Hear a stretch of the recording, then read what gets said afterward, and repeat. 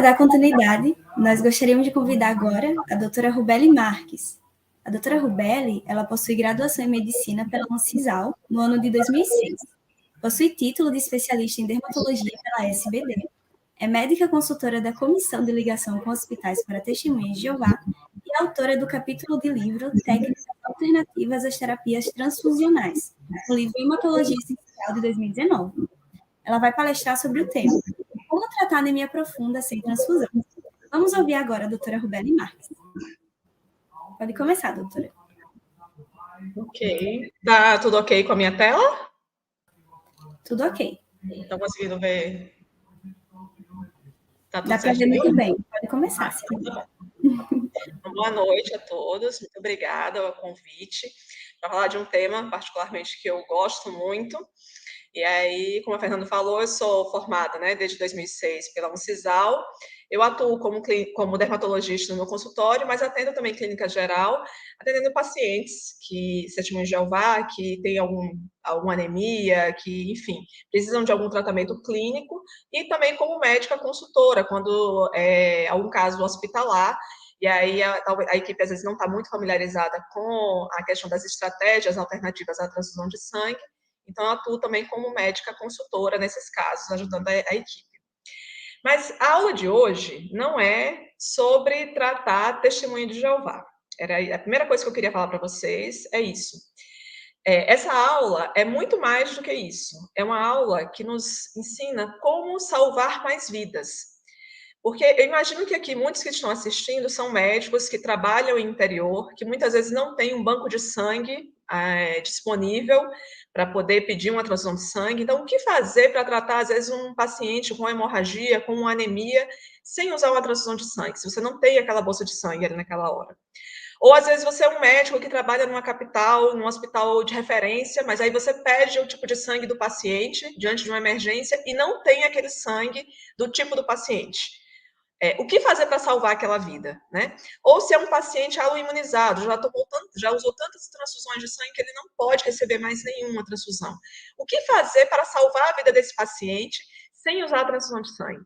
Então, é isso que a gente vai aprender hoje, né? Claro que o tema é sobre como tratar a anemia profunda, eu vou dar um enfoque maior no tratamento da anemia, mas eu vou estar falando um pouquinho aqui sobre sangramento e sobre toda essa parte pré-hospitalar, ou pré-operatória, como é que a gente pode conduzir e, assim, salvar mais vidas. Lembrando que, quando a gente adota estratégias alternativas, elas não deveriam ser alternativas, eles deveriam ser o padrão de atendimento para todo o paciente, independente se é uma recusa por uma questão de sangue.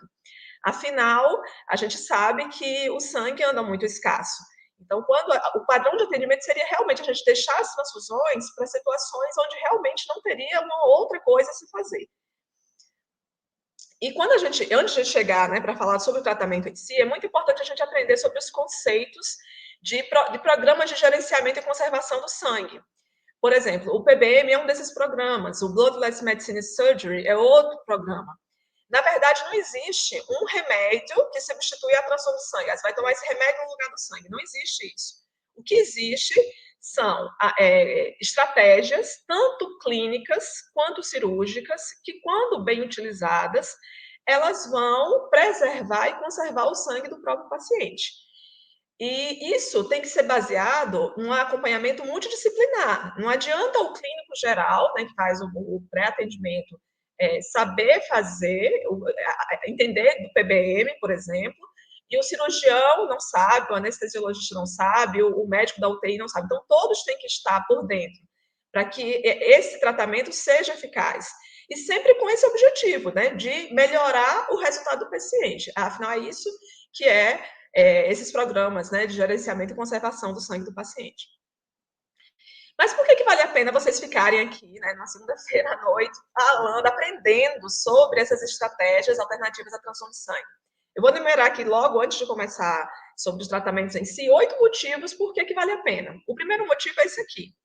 É frequente os níveis dos bancos de sangue estarem em níveis reduzidos. Sempre tem. Esse aqui foi tirado de uma página da Santa Casa, na semana anterior, pedindo que, por favor, doe sangue, estamos com os estoques em níveis baixos.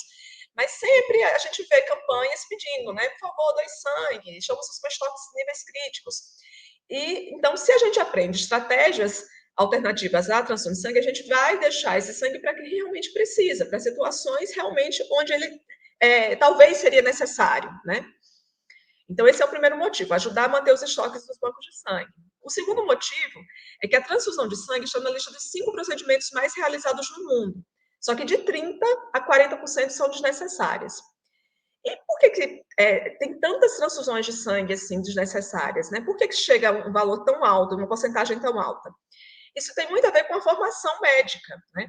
Um dos grandes idealizadores do programa, né, do PBM, o professor Arias Chander, lá nos Estados Unidos, antes dele implementar o programa no hospital, né, dele, ele foi fazer uma pesquisa nas universidades dos Estados Unidos para saber quanto tempo da graduação do curso de medicina era destinado ao tema transfusão de sangue.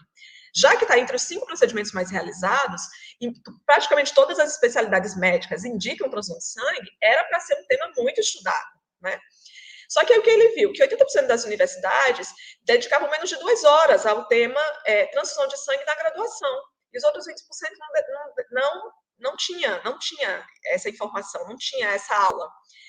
E hoje, o que acontece, né? A gente vê muito isso. Se você tem informação versus ação, se você tem pouca informação sobre um determinado assunto, o que vai acontecer é que a ação vai ser errônea. Acaba que cada um transfunde do jeito que quer, pede transfusão de sangue com qualquer critério, né? Nem todo hospital tem, às vezes, um comitê transfusional para questionar e elaborar parâmetros, né? Dizer, só pode. Por que você vai pedir transfusão? É preciso mesmo para esse paciente? Nem todo hospital tem um comitê transfusional. E aí, se a gente só vai aprendendo, né? Passa na graduação muito rápido por esse tema e vai para o internato, vai para os estágios, se forma e acaba aprendendo de um médico para outro, então acaba que você vai aprendendo meio que de boca, de passando de boca em boca e acaba não tendo muito embasamento científico, o que reflete em transfusões sendo feitas de forma desnecessária. Isso, a própria Revista Brasileira de Hematologia, ela comprova, né? Foi feito nesse artigo aqui, ela mostra que transfusões de sangue são feitas mais do que o necessário, sem muitas vezes critérios, prescrições errôneas, porque o médico às vezes não sabe quanto transfundir, quando, né? O que acaba culminando com complicações. Lembrando que o sangue, ele existem vários fatores de compatibilidade, não é só simplesmente o RH, o fator ABO, a gente tem vários fatores de compatibilidade, então do mesmo jeito que para fazer um transplante de órgão deveria tem muitos critérios, né? Ninguém sai doando, né, dando um órgão para uma pessoa sem ter os critérios corretos, para fazer uma transfusão de sangue também, porque há uma resposta imunológica àquele sangue que é recebido. E muitas vezes isso combina com a resposta inflamatória sistêmica. Nesse outro artigo, mostra exatamente isso que eu já tinha falado com relação à pesquisa lá nos Estados Unidos, né? Foi feita uma pesquisa no Brasil com relação à formação dos profissionais da área de saúde com relação ao tema transfusão de sangue, né? E aí foi visto mais ou menos a mesma coisa, que médicos, por exemplo, 33% tinham tido aulas teóricas, né? E 19% tinha sido em cursos de aperfeiçoamento e apenas 19% em disciplinas de hemoterapia nas universidades. Então é muito pouco, ainda precisa melhorar muito isso, né? A formação do médico para poder ele aprender realmente quando se precisa realmente indicar uma transfusão, né, de sangue. Porque senão a gente vai ter lá aquela quantidade de transfusões desnecessárias. Outro motivo é o Código de Ética Médica. O nosso Código de Ética, nos princípios fundamentais, ele fala que compete ao médico aprimorar continuamente seus conhecimentos e usar o melhor do progresso científico em benefício do paciente. O que a gente tem mais de evidência científica, né, medicina baseada em evidência hoje, é que você adotar uma estratégia restritiva, quer dizer, você evitar fazer uma transfusão de sangue é o melhor para o paciente, diminui mortalidade, diminui tempo de internação, diminui risco de infecção. Então, se isso é o melhor para o paciente, a gente tem que aprimorar o nosso conhecimento, né, continuamente. Isso é a nossa obrigação, está nos princípios fundamentais do Código de Ética. O quarto motivo, porque vale a pena aprender sobre esse assunto, é o valor de uma bolsa de sangue, né? No caso, a gente sabe que o sangue ele é fracionado, né? Por exemplo, concentrado de hemácias, de plaquetas, né? E qual o valor, né? Porque geralmente a gente acha assim, não, mas o sangue é doado, o paciente ele não pode receber pelo sangue que ele está doando, e realmente ele não pode. Mas esse sangue, a conservação dele, os testes que são feitos, testes sorológicos, testes de compatibilidade, quantos mais testes são feitos, mais cara fica a unidade concentrada de hemácias ou de sangue. Por exemplo, aqui na tabela dos serviços hemoterápicos de Goiânia, uma unidade concentrada de hemácias chega a valer R$751, é quase R$800. E quando vocês colocam, se vocês colocarem assim no Google, preço de uma bolsa de sangue, vocês vão ver um artigo do site jus.com que ele fala que pode chegar, às vezes, a R$28.000 uma bolsa de sangue. Por quê? Por que esses valores? Existem gastos com estocagem, com funcionários, existem os gastos. Quanto mais sorologias são feitas, né, quanto mais testes são feitos, mais caro fica.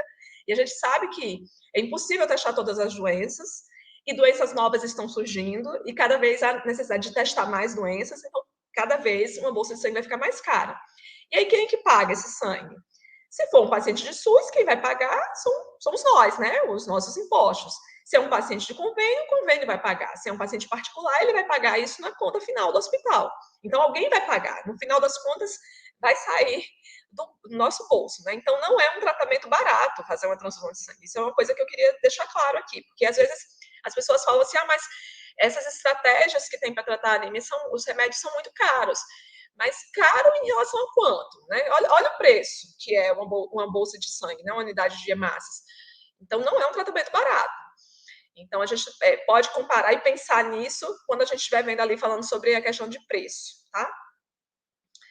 O quinto motivo é que adotar uma estratégia restritiva à transfusão, ela é melhor para o paciente, diminui o risco de transfusão, diminui o risco de infecção, de mortalidade, de morbidade. Isso já muito bem documentado em vários artigos, sendo artigos sérios, feito com N expressivo de pacientes, então temos vários artigos com relação a isso.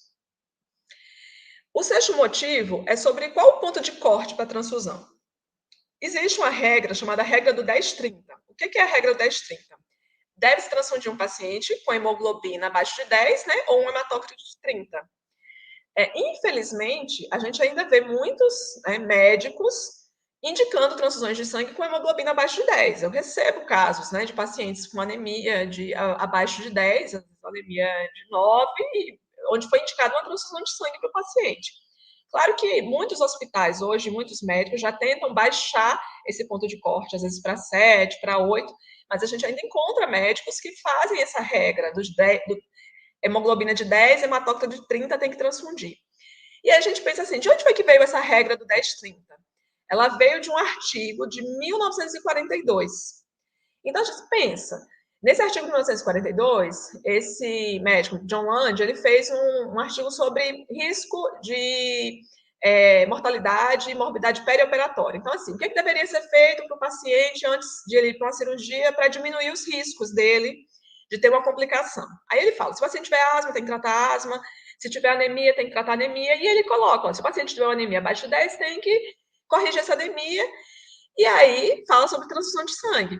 Mas aí tem condições, em 2021, da gente fazer uma medicina baseada num artigo de 1942, e muitas vezes foi passando de geração em geração, e ninguém questiona de onde foi que veio. E veio de um artigo muito antigo como esse, sendo que a gente já tem na literatura dados muito mais recentes, mostrando que, na verdade, o paciente ele tolera anemias muito menores, né, do que uma hemoglobina de 10. O sétimo motivo, que vale a pena aprender sobre essas estratégias, né, alternativas, são as alterações que a hemácia sofre pela estocagem. Então, a pessoa doa o sangue, né, e aí aquele sangue ele vai ser testado e tudo mais para poder ser disponibilizado para um paciente. Ao longo dos dias, essas hemácias, né, que tem essa forma redondinha, bonitinha, flexível, que é importante essa forma para que ela possa se dobrar e passar no capilar lá dos vasos e fazer a troca gasosa, né?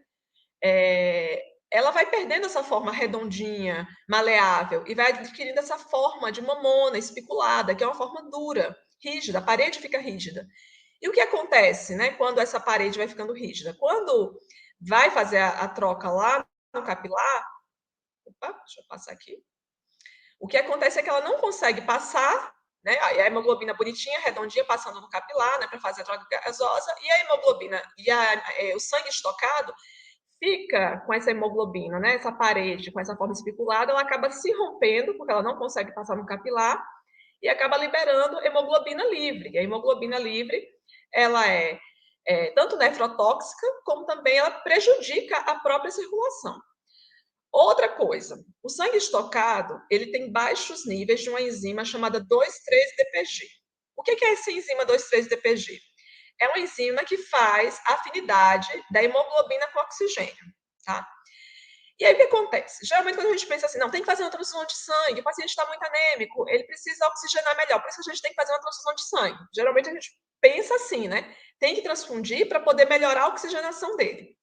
Mas veja, o sangue que é estocado, ele tem baixos níveis de 2,3-DPG, dessa enzima. E essa enzima é que faz a liberação do oxigênio da hemoglobina. Se os níveis estão baixos, essa hemoglobina do sangue lá que está estocado não consegue liberar esse oxigênio para o tecido. Né? E é isso que mostra esse próximo artigo aqui. Quais são as lesões que sofrem, né, durante o armazenamento e conservação das hemácias? E aqui mostra, aqui no final do artigo, que o 2,3-DPG é importante para a liberação do oxigênio, e o armazenamento dele, né, faz com que haja uma baixa desse 2,3-DPG, e esses níveis de 2,3-DPG só voltam ao normal de 24 a 48 horas após a transfusão.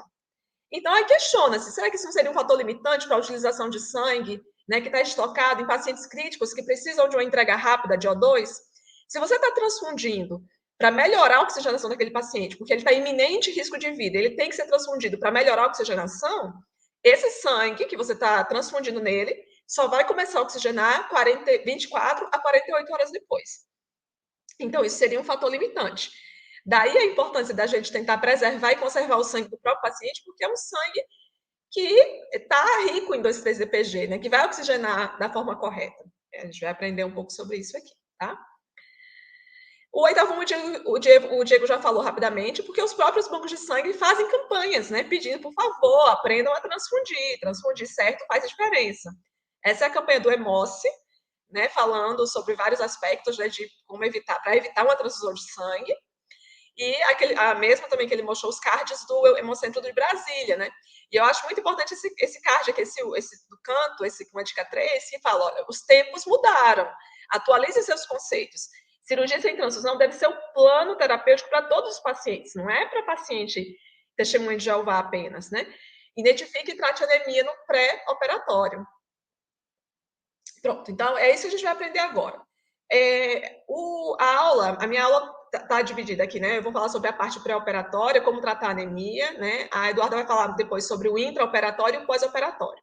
Então, quais são as opções de as transfusões de sangue no pré-operatório, né? O tratamento, mas claro que apesar de estar no pré-operatório, a gente pode levar isso tudo aqui para tratamento de vários tipos de anemia, tá?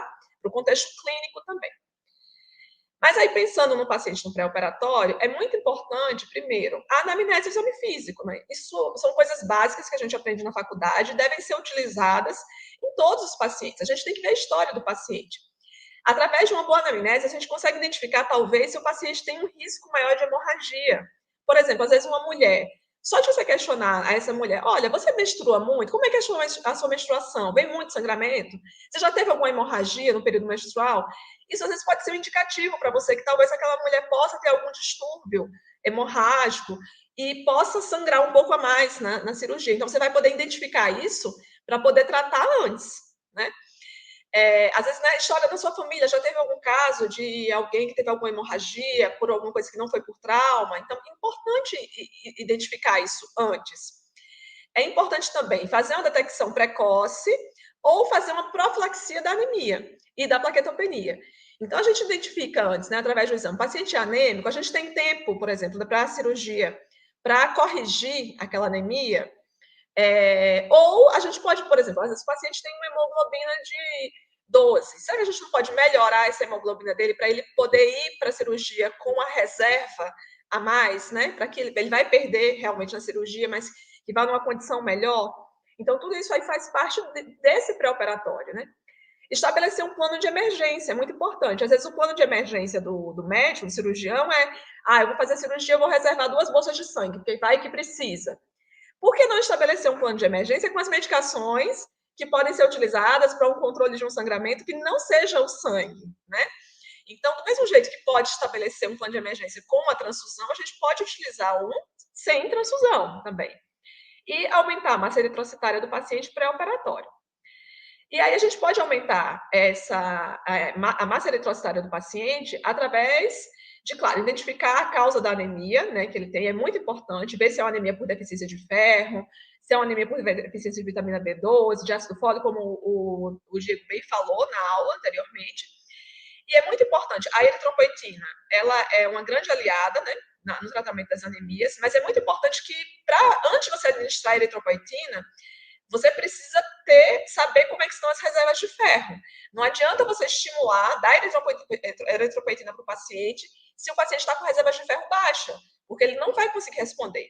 Vocês imaginam que a medula óssea, aqui são as medicações, né? A medula óssea do paciente, que é onde são fabricados os glóbulos vermelhos, é como se fosse uma fábrica, né? Imagina para poder fazer ter uma fábrica de bolos. Para poder fazer bolo, tem que ter todos os ingredientes. Então, não adianta dar apenas eritropoetina se o paciente não tem uma reserva adequada de ferro. Você tem que corrigir primeiro os níveis de ferro, vitamina B12, ácido fólico, porque senão ela não vai funcionar. Lembrando que a eritropoetina é um hormônio que o rim produz. Muita gente que conhece, às vezes, a eritropoetina, paciente que tem insuficiência renal, né, que faz uso, mas a eritropoetina pode ser usada para várias outras indicações. Para estimular a medula a produzir glóbulos vermelhos em muitas outras indicações, não apenas no paciente com insuficiência renal crônica. E aí é importante você dar todo esse substrato para que, quando você der eritropoetina, né, para o próprio organismo ser estimulado a produzir glóbulos vermelhos, que ele tenha matéria-prima suficiente para produzir essas hemácias, tá? E lembrar que a gente tem essa eritropoetina, né, em forma de medicação, que o SUS disponibiliza, né, para várias indicações.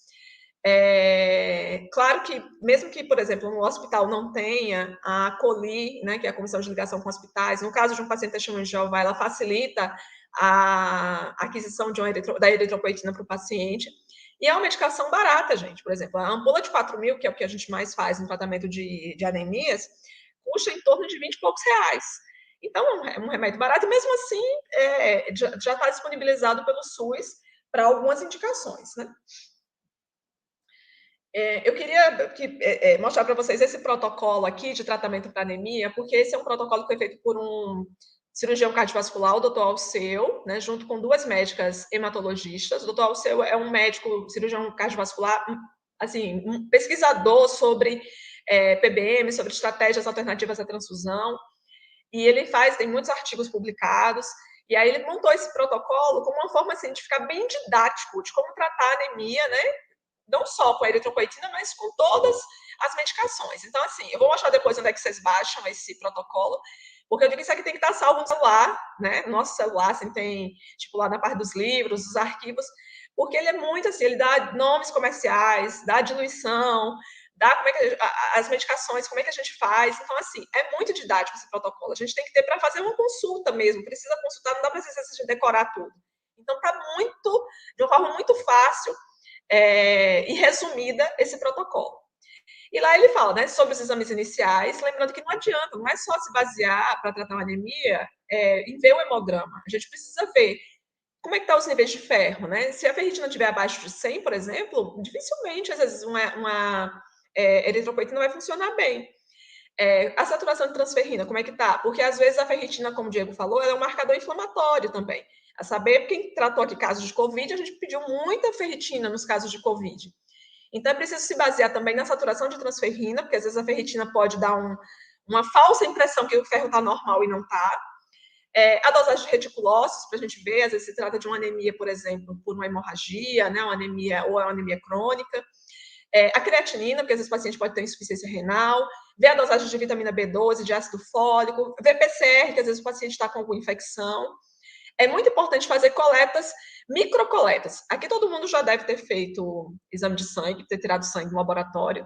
E cada vez que eu faço exame de sangue, assim que eu vou no laboratório colher, eu fico horrorizada com o tanto de sangue que eles tiram para fazer exame de sangue. Porque muitos são tubos e tubos, né, que tiram. Agora, imagina isso para um paciente que às vezes está internado, já com anemia, vai fazer a coleta de sangue, às vezes todo dia, porque às vezes se pede exame todo dia, e aí acaba gerando uma anemia pelo tanto de sangue que é tirado para fazer exames. Então, por que não usar tubo pediátrico? Se você pensar num bebezinho prematuro que está no UTI NEL, que precisa fazer exame de sangue, são usados frascos de coleta pediátrica muito pequenos e se consegue fazer os mesmos exames. Então, por que não fazer microcoleta em pacientes adultos que já estão anêmicos como uma forma de preservar e conservar o sangue dele? Isso é uma coisa tão simples, né? Não tem custo algum, mas faz uma diferença incrível. Está nas estratégias, né, desses programas de gerenciamento e conservação do sangue. Evitar coletas desnecessárias. Às vezes, quem já passou aqui por uma UTI, às vezes tem uma rotina de pedir exame todo dia, né? Os exames lá de rotina. E às vezes, será que precisa mesmo aquele paciente fazer exame todo dia? Será que não poderia substituir, talvez, por uma gasometria, né? E aí, nesse protocolo, tem exatamente isso. Os exames que a gente deve solicitar para tratar uma anemia. E aí, isso aqui que eu acho fantástico. Os nomes comerciais, tanto do ferro, né, por via oral, o que a gente pode fazer com as doses de ferro por via oral. O ferro que tem disponível por via injetável, claro que geralmente todo hospital tem Noripurum, que é o mais fácil de achar, mas tem o Ferriject também. E como é que a gente calcula, por exemplo, quantas ampolas de Noripurum vão ser necessárias para corrigir aquela anemia do paciente? Então, tem um cálculo que a gente usa, tem uma calculadora de internet, mas tem uma fórmula simples e prática para calcular a quantidade de ampolas de Noripurum para o paciente. Então, gente, tem que ter esse protocolozinho mesmo na mão, assim, porque a gente vai lá, consulta e é muito fácil, tá? E aí ele coloca, né? Se a ferritina está menor que 100, saturação de transferrina menor que 20, tem que fazer ferro parenteral. Enfim, ele vai dando os nortes para cada tipo de anemia. E aqui ele coloca bem isso. Por exemplo, uma anemia de um paciente que está na UTI, qual a dosagem de EPO que a gente faz? Qual a dosagem de ferritina, de Noripurum? É um paciente oncológico? Um paciente de uma anemia pós-trauma? É uma cirurgia letiva que você tem 3 semanas para preparar? Tem menos de 3 semanas? Não tem tempo para preparar? Então, tem tudo bem certinho. E as doses de EPO variam de acordo com cada situação. Então, mas aqui está tudo bem fácil, bem didático, tá?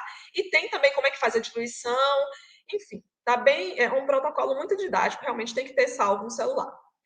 E aqui eu coloquei um exemplo de uma prescrição, meio que padrão, para um tratamento de anemia, tá? Claro que aqui eu coloquei um paciente de 60 quilos com hemoglobina de 8, mas isso aqui pode ser no contexto de uma hemorragia digestiva alta, pode ser no contexto de um paciente pré-operatório, pode ser no contexto de um paciente oncológico. Então, assim, independente de qual situação, o que é que deve estar na prescrição desse paciente para a gente tratar uma anemia? A dose de eritropoetina, ela varia muito. Ela varia de 100 até 600 unidades por quilo por semana, tá? A dose média, que geralmente eu faço, que está no protocolo também, para a maioria das indicações, é de 300 a 600 unidades por quilo por semana. Dependendo da situação, pode ser usada essas doses até por dia, tá? A cada 24 horas. Mas vamos usar a dose padrão, que é para a maioria das situações, que é de 300 a 600 unidades de eritropoetina por quilo por semana. Então, se a gente multiplicar 60 vezes 300, vai dar 18 mil unidades. 60 vezes 600, vai dar 36 mil unidades por semana. Geralmente, os frascos de eritropoetina de 4 mil são mais fáceis de se conseguir, tá? Então, você pode usar aí, em média, 3 frascos, 2 a 3 vezes por semana. A aplicação pode ser feita subcutânea, igual a insulina.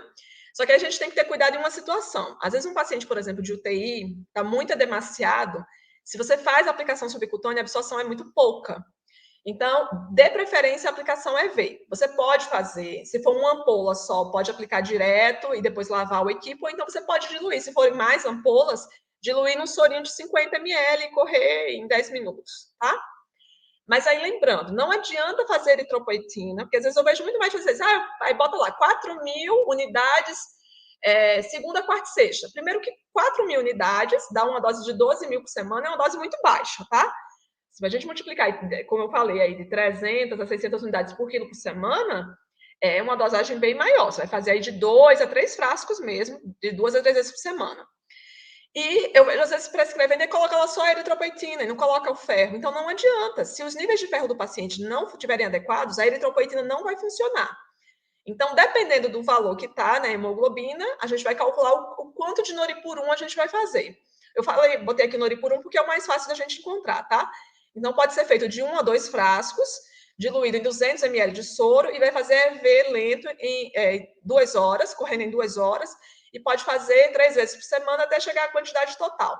Qual é a quantidade total? Essa fórmula está lá no protocolo também, tá? 15 menos a hemoglobina do paciente, então 15 menos 8, 7, né? 7 vezes o peso, 7 vezes 60 vezes 3. Vai dar mais ou menos aí uns 12 frascos de eritropoetina, tá? De eritropoetina, não, desculpa, de noripurum. E aí você vai dividir, né? Ele vai precisar de 12 frascos, você vai dividir isso aí para fazer ao longo da semana, tá? E as opções de ferro oral que tem lá no protocolo também, com doses, com dosagens que são feitas e os nomes comerciais.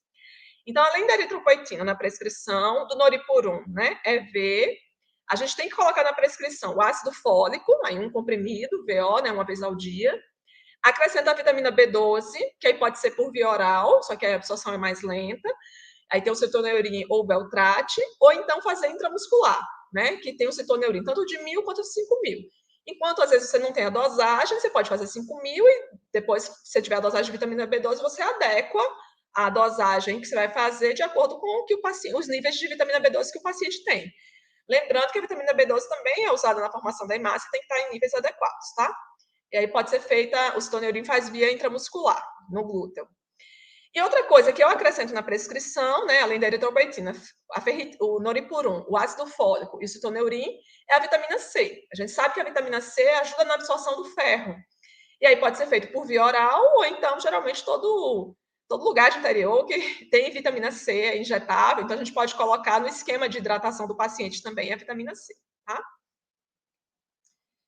Pronto, então a gente falou sobre o tratamento de anemia, né, as medicações que podem ser utilizadas. E se a gente estiver diante de um quadro de hemorragia, né, o que a gente pode fazer para esse paciente a nível pré-hospitalar? Existem várias estratégias, várias medicações que podem ser utilizadas, mas eu queria destacar aqui uma medicação que a gente encontra em todo canto, tá?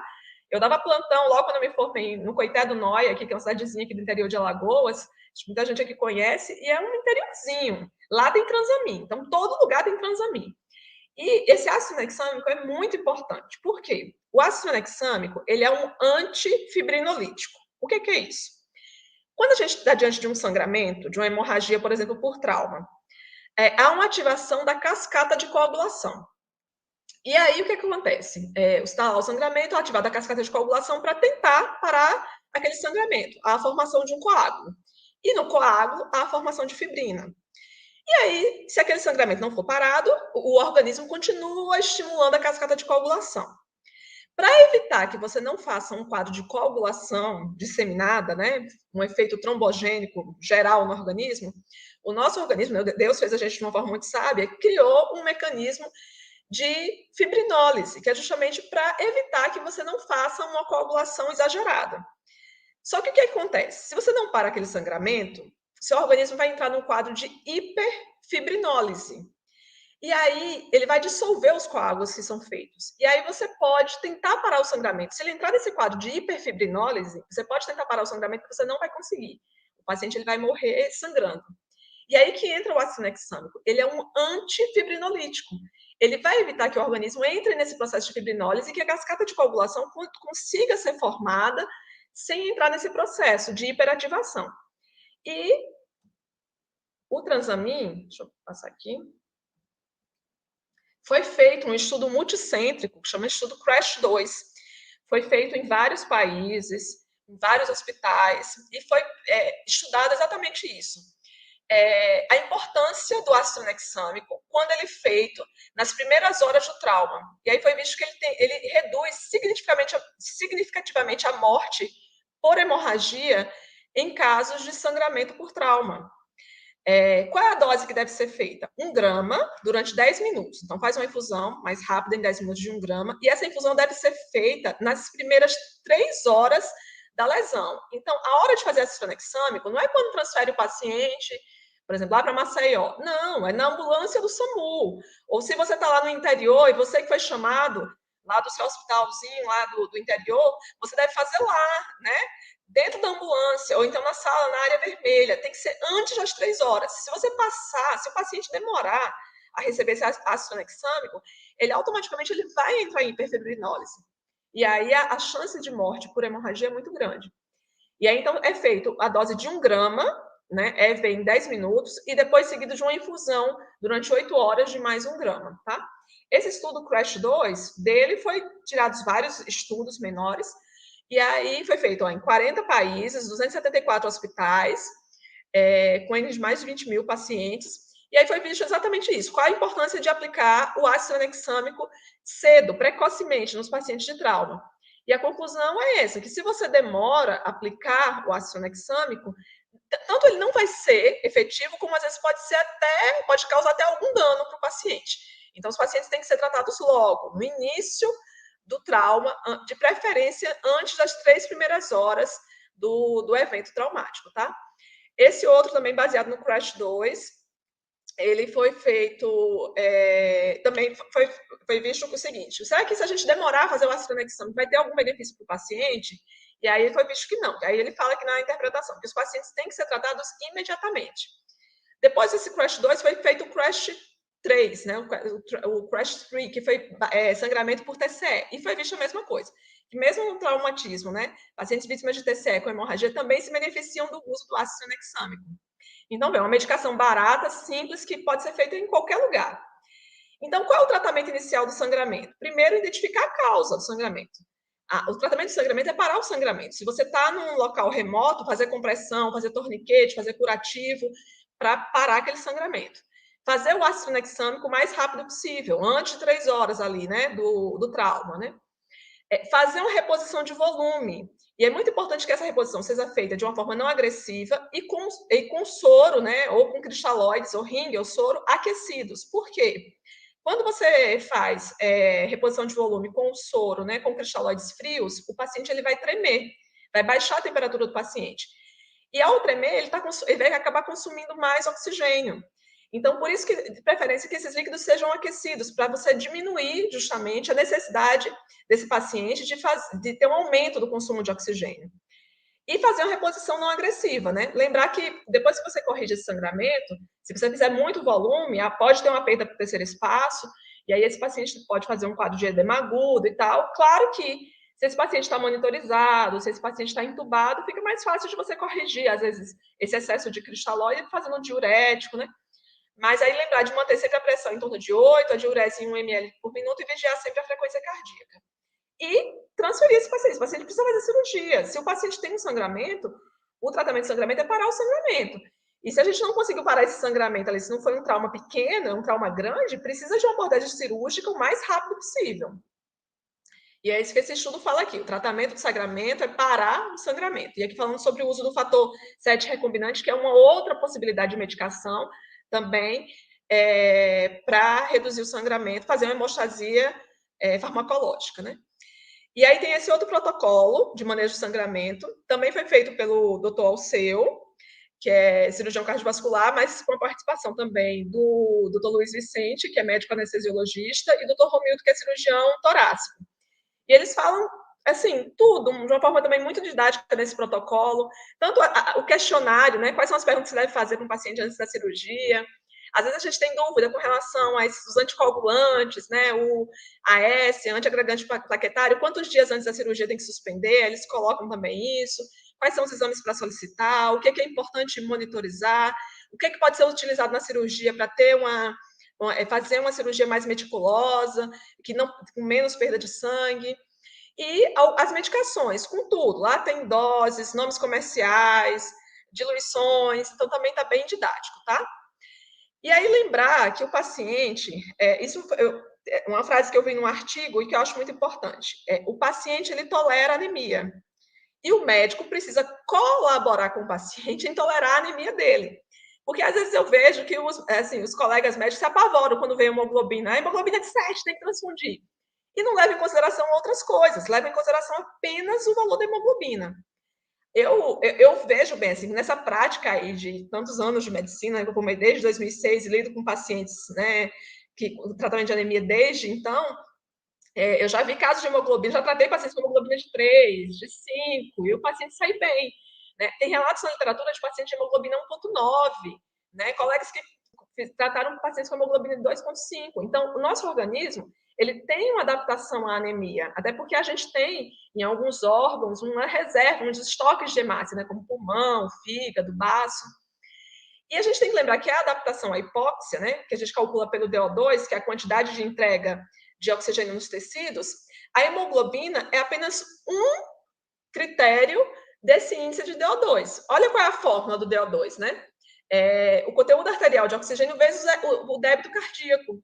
E a hemoglobina está ali, ó, no meio desse conteúdo arterial de oxigênio.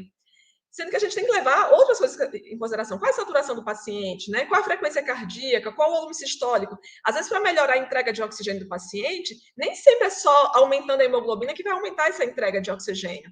Talvez, se a gente usar uma droga inotrópica, melhorando o débito cardíaco, vai melhorar essa entrega de oxigênio, entende? Então, tenho essa fórmula em mente. A hemoglobina é apenas um desses critérios para adaptação da hipóxia. A gente tem muitas outras coisas que podem ser feitas. E lembrar isso, o paciente tolera anemia e o médico precisa cooperar com o paciente em tolerar a anemia dele também. E aqui, outras medicações, né, que podem ser utilizadas para hemostasia farmacológica. E aqui mostrando a eficácia, um outro artigo falando sobre o fator 7 em pacientes, né, com sangramento maciço, mostrando um resultado excelente. Agora falando do manejo da plaquetopenia, né, que é outra coisa muito importante a gente ver no pré-operatório. Primeira coisa, se o paciente tem uma plaquetopenia, a gente tem que investigar qual a causa. Não é simplesmente, o paciente está com plaquetopenia, vamos pedir concentrado de plaquetas. Aí eu vou contar uma história para vocês. Como eu falei no início, eu sou dermato. E aí, esse dia chegou uma paciente para mim, um paciente jovem, 16 anos, com herpes zoster. Um herpes zoster muito extenso. Geralmente, a gente não vê herpes zoster em pacientes jovens de uma forma assim tão extensa. Um 16 anos, com herpes zoster gigante, aqui pegando região de pescoço, braço, e assim... E o pior, assim, que as lesões estavam deixando úlceras, assim, era um quadro muito exuberante. Geralmente, quando eu trato qualquer paciente de herpes zoster, eu sempre peço uma investigação da questão imunológica, tá? Já fiz alguns diagnósticos de HIV por causa de herpes zoster, de hepatite B, enfim. Pedi uma rotina de exames para poder ver se tinha alguma coisa, enfim, porque poderia estar baixando o sistema imunológico dela. E aí os exames vieram normais, exceto o hemograma. Na verdade, quando chegou o hemograma para mim, ele primeiro não veio na consulta. Assim, quando ela veio trazer o exame, ela não trouxe de cara o hemograma, porque disseram que deu uma alteração e teve que fazer uma recoleta. Quando ela me mandou o hemograma depois, ela estava com uma plaqueta de 20 mil. E aí, assim, um choque, né? Porque é uma menina jovem. E aí eu perguntei, você tem outro exame? Você já estava com uma plaqueta assim mais baixa? Não. Você está tendo algum sangramento? Não. Aí encaminhei para um colega hemato para poder fazer a investigação do porquê dessa plaquetopenia. Aí ela foi repetir o exame, e quando repetiu estava 16 mil. As plaquetas estavam mais baixas ainda. Mas ela sem nenhum sangramento. E aí, na investigação, que foi conduzida, né, também pela hemato, qual era o problema dessa paciente? Ela tinha lúpus. E aí não foi feito em nenhum momento concentrado de plaquetas para ela. O que foi feito foi prednisona. E aí, a partir do momento que ela começou a tratar o lúpus, as plaquetas dela aumentaram com prednisona.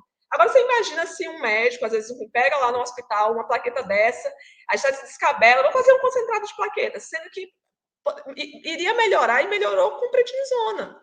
Às vezes é um paciente, já peguei um paciente também com um quadro de púrpura trombocitopênica autoimune. O paciente ia fazer um procedimento de angioplastia, e aí veio para mim no pré-operatório, estava com a plaqueta de 20 mil.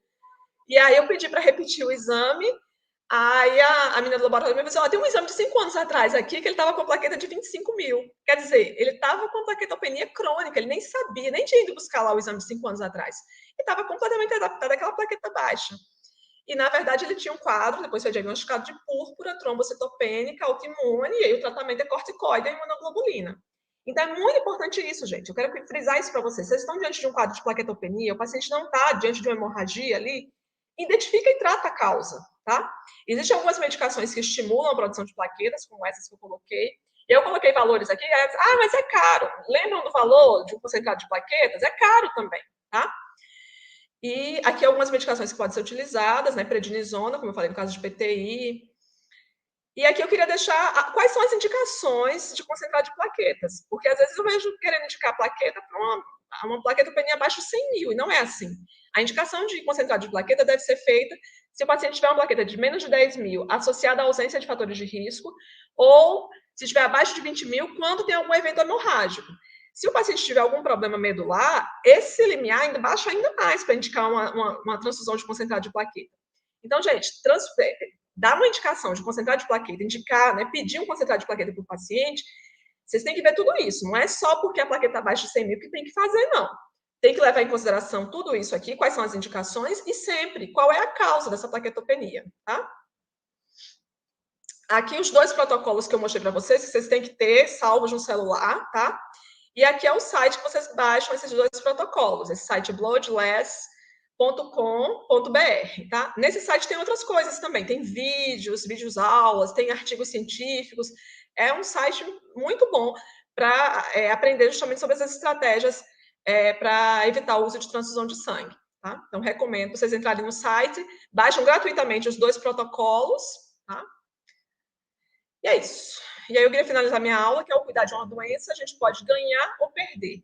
Mas se a gente cuida de uma pessoa, a gente sempre ganha. Então, lembrar que um paciente não é só um fígado doente, não é só um sangramento, não é só uma anemia. Ele é um paciente, é uma pessoa como um todo, ele tem seus princípios, seus valores, tem sua família, e tudo isso deve ser levado em consideração. Hoje a gente deve fazer uma medicina não centrada na doença, mas sim centrada no paciente, tá bom? Muito obrigada.